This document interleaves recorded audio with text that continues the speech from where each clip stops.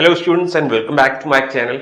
आज के इस वीडियो में मेरा जो कवरेज होगा वो होगा क्लास 11th का ग्रेविटेशन चैप्टर, और उस चैप्टर के अंदर भी मैं जो आज के वीडियो में टॉपिक कवर करूंगा वो universal law of gravitation given by Newton. ठीक है, देन मैं बात करूंगा कैरेक्टरिस्टिक्स ऑफ न्यूटन्स लॉ, और फिर उसके बाद लेटर ऑन हम जो चर्चा करेंगे वो किस पे करेंगे कि deduction of Newton's law of gravitation based on Kepler's law. Right, तो चलिए आज के इस वीडियो की शुरुआत करते हैं। न्यूटन्स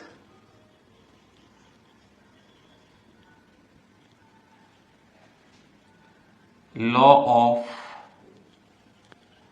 ग्रेविटेशन,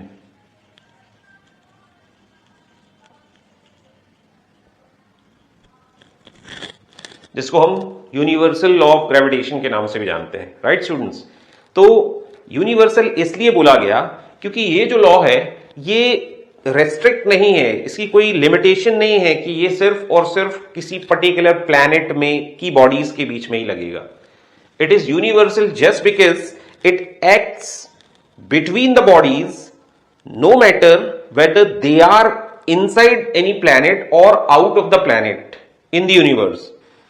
तो ये एक तरह का लॉन्ग रेंज फोर्स है, और इसमें न्यूटन ने ये बोला कि कोई भी दो बॉडीज हैं, हार्डली मैटर कि वो कितनी हैवी है या कितनी लाइट है in mass, right, they attract each other by giving force to each other, and that force of attraction depends on two things, कि वो दोनों बॉडीज का मास क्या है, उनके प्रोडक्ट के डायरेक्टली प्रोपोर्शनेट होता है वो force of attraction, and meanwhile वो कितनी डिस्टेंस पे सिचुएटेड है, उनके बीच की डिस्टेंस भी मैटर करती है, और उस डिस्टेंस का स्क्वायर के इनवर्सली प्रोपोर्शनेट होता है वो फोर्स ऑफ अट्रैक्शन। राइट, तो अभी अपन ने क्या बोले, दो स्टेटमेंट। सबसे पहला स्टेटमेंट क्या बोला न्यूटन ने कि the force of attraction between two bodies is directly proportional to the product of masses of those two bodies. Right, suppose कि हमारे पास दो बॉडीज हैं, and these are namely this body A of mass say m1 and this is the next body b of mass say m2। The separation between the centres of these two bodies is say r। Right, तो अब इस के बीच में, ये दो bodies के बीच में जो फोर्स ऑफ अट्रैक्शन लगेगा एज पर न्यूटन, वो इन दोनों बॉडीज के मासेस के प्रोडक्ट के डायरेक्टली प्रोपोर्शनेट है। मतलब ये प्रोडक्ट अगर ज्यादा होगा तो फोर्स भी ज्यादा स्ट्रांग लगेगा।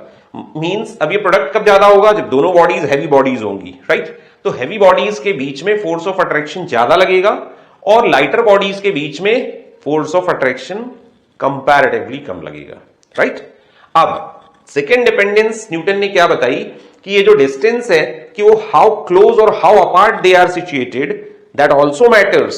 तो ये जो फोर्स ऑफ अट्रैक्शन है एज पर न्यूटन वो डिपेंड करता है किस पे, inversely to the square of distance or separation between those two bodies.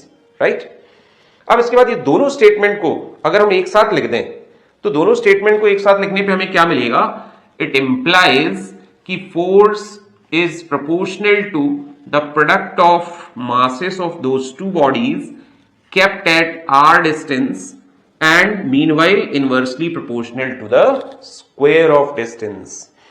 अब इसके बाद इस प्रोपोर्शनैलिटी साइन को बच्चों हम हटाते हैं तो हमें वहां पे क्या लगाना पड़ता है, एक कांस्टेंट ऑफ प्रोपोर्शनैलिटी की जरूरत पड़ती है। राइट, तो अभी हमने वहां पे कांस्टेंट ऑफ प्रोपोर्शनैलिटी यूज किया जो एज पर न्यूटन क्या है, कैपिटल जी, जिसको हम क्या किस नाम से जानते हैं, यूनिवर्सल ग्रेविटेशनल कांस्टेंट के नाम से जानते हैं। राइट, इनटू m1 m2 अपॉन r स्क्वेयर, जहां पे आप क्या लिखेंगे, where capital G is the universal gravitational constant and it has the value 6.67 into 10 पास to -11 newton metre square per square KG.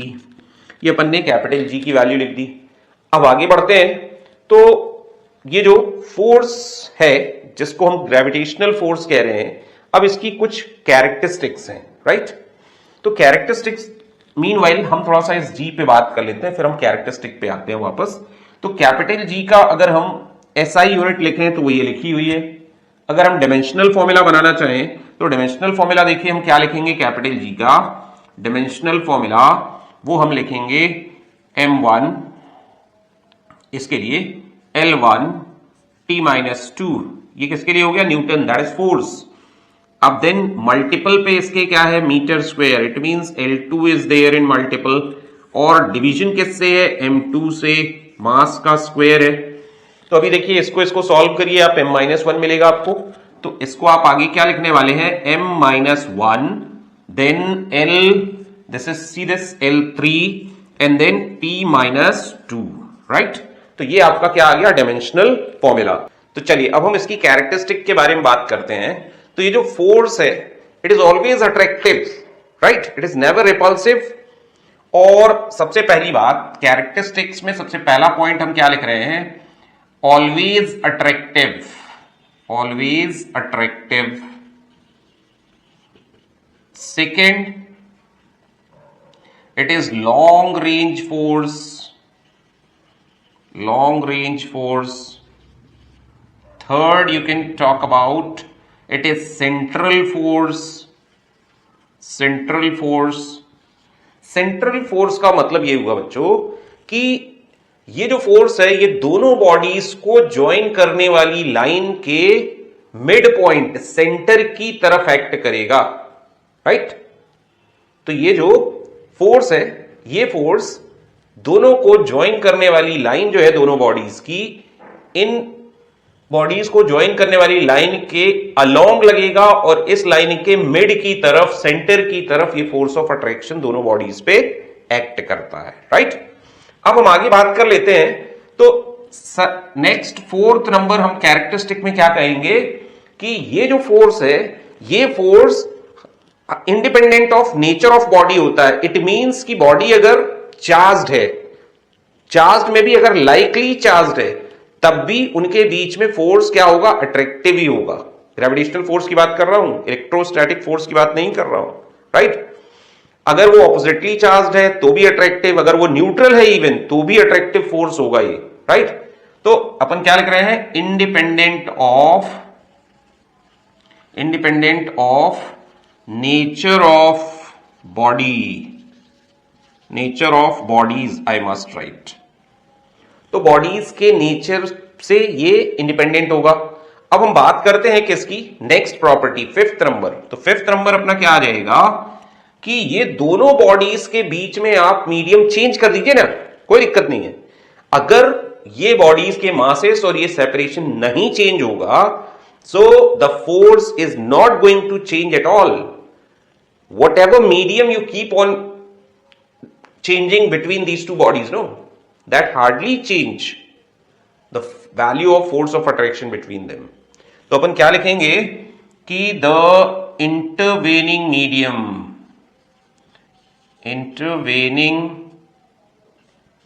medium does not affect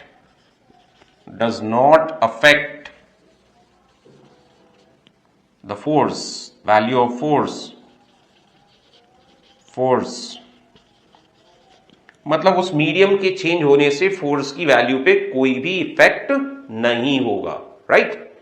अब अगली property आप क्या कह सकते हैं, it is conservative in nature, right. So the next property you can talk of sixth in number, it is conservative force. Conservative force का मतलब क्या हुआ, कंजर्वेटिव फोर्स का मतलब यह हुआ कि the work done by the force will be independent of path followed between the initial and final position of the body.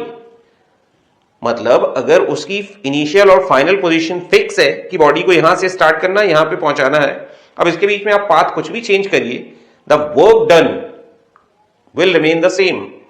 और वो फोर्स जो इस तरह का वर्क प्रोड्यूस कर रहा है, that force is said to be conservative force. चलिए अब हम बात करते हैं अपने अगले टॉपिक की, और वो टॉपिक क्या है, deduction of Newton's law of gravitation using Kepler's law, right. तो टॉपिक क्या है हमारा? डिडक्शन ऑफ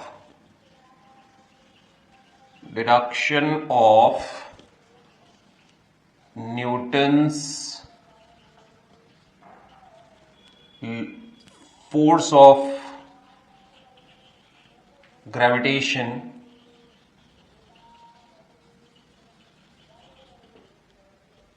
ये फोर्स ऑफ ग्रेविटेशन मैंने लिखा है, अब कंफ्यूज नहीं होइएगा, लॉ ऑफ ग्रेविटेशन भी सेम चीज है, ठीक है। Using Kepler's law, right. चलिए, तो अभी हमने न्यूटन्स लॉ ऑफ ग्रेविटेशन देखा है या न्यूटन्स फोर्स ऑफ ग्रेविटेशन देखा है, और इसके पहले वाले वीडियो में हमने केपलर्स लॉज डिस्कस किए। तो अब हम केपलर्स लॉ को यूज करके और ग्रेविटेशनल लॉ पे आएंगे, राइट। चलिए, तो सबसे पहले अपन ये मानते हैं कि जो सन है वो सन हमारा ये सेंटर पे है और इसके around let this be S sun, और इसके अराउंड कोई भी प्लैनेट है वो एक सर्कुलर पाथ पे ऐसे रिवॉल्व कर रहा है, और वो जो सर्कुलर पाथ है उसकी जो रेडियस है वो क्या है? उसकी रेडियस है r, right. So this is the r radius and this is the planet P moving with linear velocity say v, ठीक है। तो ये हमने सर्कुलर पाथ लिया है because circle is a special case of an ellipse. तो अभी हम इसको for the sake of convenience हमने पाथ को सर्कुलर ले रखा है, राइट। अब इस प्लैनेट को इस सन के अराउंड रिवॉल्व करने के लिए क्या जरूरी है? सेंट्रीपेटल फोर्स, जो इसकी डायरेक्शन ऑफ मोशन को कीप्स ऑन चेंजिंग, राइट। तो अभी हमने क्या लिखा कि force F equals to mass of planet, let me write it is m, तो मैंने क्या लिखा? mv square by r। अब ये सेंट्रीपेटल फोर्स है जो इसको ये सन प्रोवाइड कर रहा है, राइट। अब हम आगे चलते हैं। सिंस वेलोसिटी v, ये जो वेलोसिटी है इसको हम क्या लिख सकते हैं? Length of the path, that is the circumference of path, so this is 2 pi r divided by time period, time taken to complete one revolution. अब ये वैल्यू को उठा के आप यहां पे रखिए, therefore f will come out to be m by r into v square. v square means what? 2 pi r by t whole square. अभी आप इसको सिंप्लीफाई करेंगे तो ये क्या मिलेगा? 4 pi square m by T square into this r square, और ये r क्या होगा? एक सिंगल r यहां पे छोड़ेगा, राइट। एक बार फिर चेक कर लीजिए, 4 पाई स्क्वेयर ये है, r स्क्वेयर से एक r इसमें कैंसिल हो जाएगा, एक r बचेगा, यहां पे t स्क्वेयर होगा, वो मैंने ये लिख दिया, राइट। अब हम आगे चलते हैं, तो हमारे पास में इस टी स्क्वेयर को हम एलिमिनेट करते हैं यूजिंग केपलर्स लॉ, राइट। तो यहां पे हम क्या लिखेंगे? According to Kepler's third law. तो केपलर्स थर्ड लॉ क्या कहता है? कहता है कि T square is equals to k times r cube, right, यही कहता है। अब इस वैल्यू को आप लीजिए और इस वैल्यू को उठा के इस टी स्क्वेयर की जगह में प्लेस बैक कर दीजिए। तो देखिए हमें क्या मिलेगा? हमें मिलेगा f equal to 4 pi square into m by T square. T square is what? k times r cube times this r, ठीक है। अब यहां से देखें तो इस r क्यूब को आप इस r से कैंसिल करेंगे तो यहां पे क्या बचेगा? Square, right. तो अभी इसको देखिए क्या लिखते हैं हम? f equal to 4 pi square upon 4 pi square upon K R square into this m। अब बेटर वुड बी कि आप इस r को इसके साथ लिख दें। किसके साथ में? इसके साथ, m बाय आर स्क्वेयर, ऐसा लिख दें, राइट। अब देखिए ये जो ब्रैकेट वाली टर्म है ये कांस्टेंट है, राइट। तो आप क्या लिख सकते हैं? f proportional to m by r square. तो अभी आपको एक इंपॉर्टेंट रिजल्ट मिल रहा है स्टूडेंट्स, ध्यान देने वाली बात है कि जो फोर्स है ये फोर्स कौन दे रहा है, सन। किसको दे रहा है, प्लैनेट को, जिसका मास है m। तो force given by the sun to the planet is directly proportional to the mass of planet as well as inversely proportional to the square of distance of the planet from the sun, right? So this is the force given by force of sun to the planet, right? तो ये जो action reaction process है, मतलब सन ने अगर force दिया planet को तो प्लैनेट भी सन को फोर्स देगा, राइट? तो अभी हम क्या बोलेंगे, the planet also exerts force on the sun which is given as, तो ये जो फोर्स होगा जो प्लैनेट दे रहा है सन को वो डायरेक्टली प्रोपोर्शनेट होगा to the mass of the sun, right? इसका मास क्या है, कैपिटल M, और साथ ही साथ इनवर्सली प्रोपोर्शनल होगा किसके, square of distance between the sun and the planet. अब एक स्टेटमेंट आपके पास ये है, दूसरा स्टेटमेंट आपके पास ये है, राइट?